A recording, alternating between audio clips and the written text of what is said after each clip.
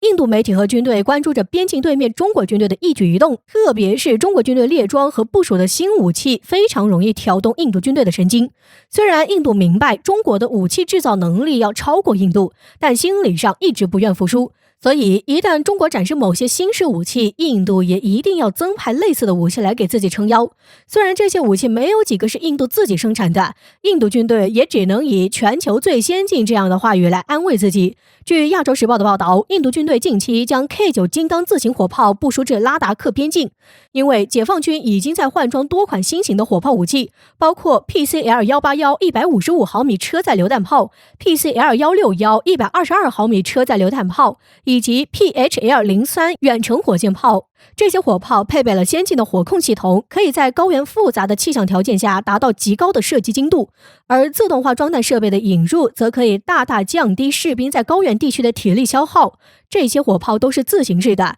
在阿克塞钦地区可以进行快速机动，打了就跑，令对手无法进行及时的火力反击。亚洲时报称，虽然印度军队没有过多宣传其在实际控制线沿线的部署，但印度军队过去曾在高山上打过几场战斗，也许是全球高原作战经验最丰富的部队。在1999年的卡吉尔战争期间，印度有效地使用了 FH-77 博福斯榴弹炮。印度军队利用黑夜的掩护，使用斯堪尼亚重型卡车将 FH-77 榴弹炮牵引至前线。为了防止巴军发现，印度军队关闭了所有的车灯，仅让士兵在路边使用小型手电照明。即便如此，印度也有7门火炮坠入山谷。天亮后，完成射击准备的印度炮兵开始大规模炮击巴军阵地，最终协助步兵拿下巴军阵地。在经历了长时间的空缺之后，印度陆军近年来引进了许多新系统，包括美国的 M777 轻型榴弹炮、K9 自行榴弹炮、丹努什自走炮等等。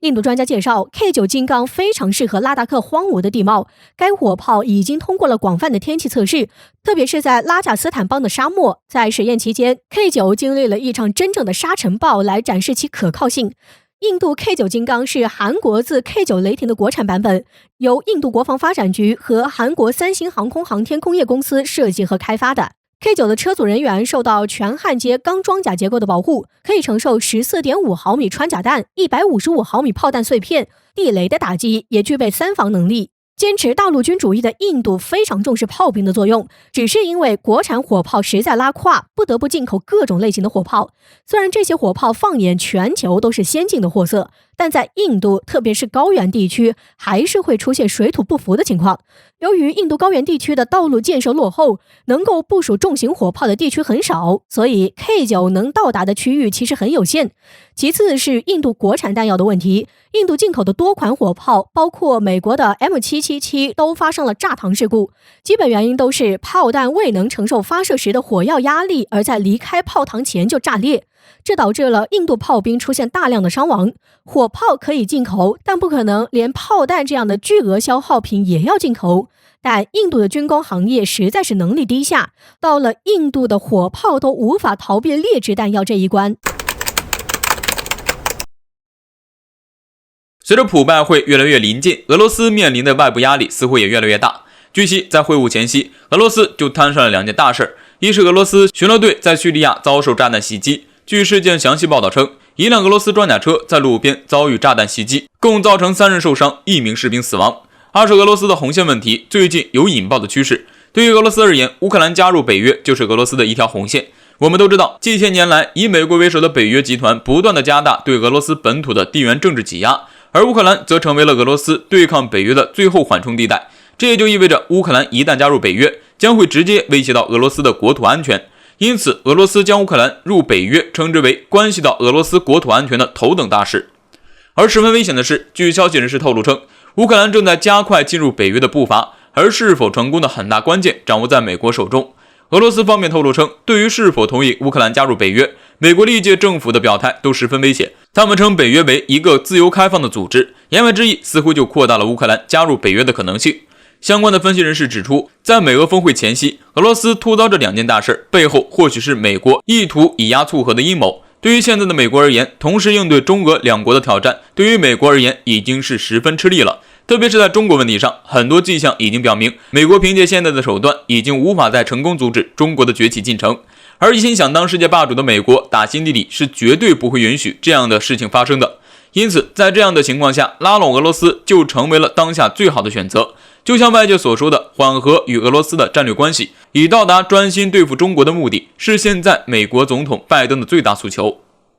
但是美国的这一阴谋会得逞吗？俄罗斯专家格伦迪森认为不会。很多时候大家都认为中俄关系紧密是因为美国的缘故，其实在格伦看来，中俄伙伴关系是独立于美国而存在的。美国很难说服俄罗斯，其可以拯救俄罗斯免受于中国的不对称伙伴关系的影响。毕竟目前的中俄关系可以令俄罗斯免受美国的经济胁迫。显然，美国试图逼迫俄罗斯同美国站在一起对抗中国的做法是十分愚蠢的。正如格伦所说的，拜登根本不懂普京真正的担忧。对于中国军民而言 ，F-15鹰式战斗机可以说是中国军队的死敌。但随着美国政界和军界的变动，以 F-35彻底取代 F-15的计划被取消。美国空军今年3月接收了20年来第一架新型4代战机 F-15EX， 令世人大跌眼镜，也引起了美国国内激烈的反对之声。反对者表示，在未来的战争中，像 F-15EX 这类造价8770万美元的战机，只会成为中俄等国昂贵的标靶。据商业内幕网站报道，美国空中警卫队总监罗亚在接受仪式中说 ，F-15EX 的到来是及时雨，因为空军必须在这个大国竞争的时代，确保拥有最强战斗力的战机，以保卫国土。F-15EX 优先装备了国民警卫队，而不是空军，或许说明 F-15EX 的优先目的是美国本土的空防，但美国空军还是希望未来10年采购144架 F-15EX 战机，甚至可能增至200架。尽管空军动用各种力量，在各种场合为 F-15EX 造势，但这个决定依然面临非常多的批评。美国空军协会旗下智库米歇尔航太武力研究所执行官帕基便直言，这就是一种昂贵的、注定被击落的战机。从很多角度来说，空军部署这种战机真是糟透了，基本就是在开历史倒车。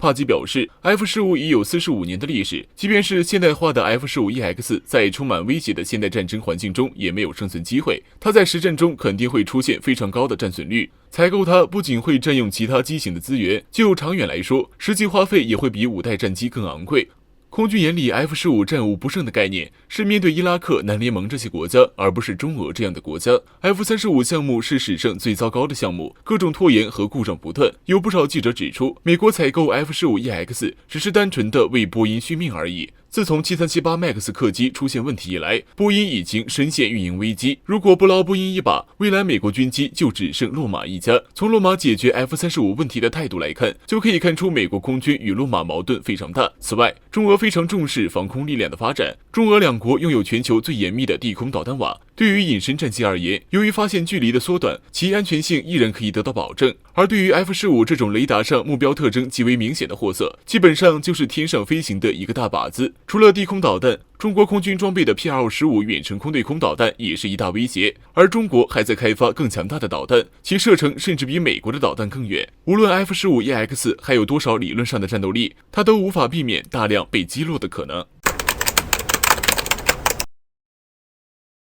据美媒最新报道，美国最大的军用造船企业正在计划扩招大约3000名全职员工，这个数字是很庞大的。即使是相对于一个超过4万人的造舰企业来说，这一次扩招规模也显得非同寻常。对此，这家美国造船企业声称，他们只是在正常的进行未来扩张，表示他们只是在向更多人提供稳定的工作机会。但是联想到这家造船公司对于美国海军的重要程度，就能发现事情并不像这家公司嘴里说的那么简单。要知道，这家公司实际就是美国最大的军用造船厂，历史悠久。这次他们扩招员工，对于相关造船业的各项员工都有需求，还在多州进行招募，重视程度也明显不寻常。他们扩招员工，扩大造船规模，造出来的船大部分都是要输出到美国海军中的，这就与之前美国出台文件称要建造造船厂等基础设施的事情对上了。根据了解，在将近100年来，由这家美国企业制造出来的舰艇类型比其他所有造船厂都要多。同时，这家公司还是美军航母的唯一制造商，每每航母需要被换料大修了，都是送到这家造船厂来，重要程度可想而知。另外，美国核动力潜艇只有2家制造商，这家公司就是其中之一，而在同时也是产出美国海军水面作战舰最多的国家，大约有70%的美国海军舰艇都是由这家公司建造的。